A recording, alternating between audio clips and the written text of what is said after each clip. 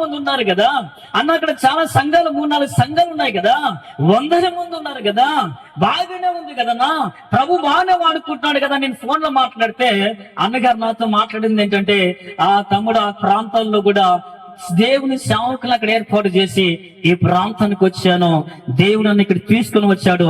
ఈ ప్రాంత ప్రజలు ఏం కాకూడదు, దుష్టత్వములో నశించకూడదు, ఈ ప్రాంతపు ప్రజలు దుర్మార్గం నశించకూడదు, ఈ ప్రాంతపు ప్రజలు రక్షణ లేకుండా నశించకూడదు, ఈ ప్రాంతపు ప్రజలు నిత్యోత్వము లేకుండా నశించకూడదు. ఈ ప్రాంతపు ప్రజల్ని నేను రక్షించుకోవడానికి దేవుని ఆత్మ చేత రేపబడి ఆయన ఆత్మ చేత ఈ స్థలంలోనికి వచ్చి తమ్ముడు కష్టపడుతున్నానని ఆయన నాకు తెలియపరిచిన నాకు చాలా సంతోషం అనిపించింది. ఈ ప్రాంతంలో కూడా సంఘమును కట్టి, ఈ ప్రాంతంలో కూడా సజీవ సంఘాన్ని ఏర్పాటు చేసి, ఇదిగో పౌలు వలె అలాగే సంఘంను కట్టుకుంటూ సేవకులు ఏర్పాటు చేసి వెళ్తాను తమ్ముడు అని చెప్పి ఆయన చెప్పినప్పుడు నాకు చాలా సంతోషం అనిపించింది.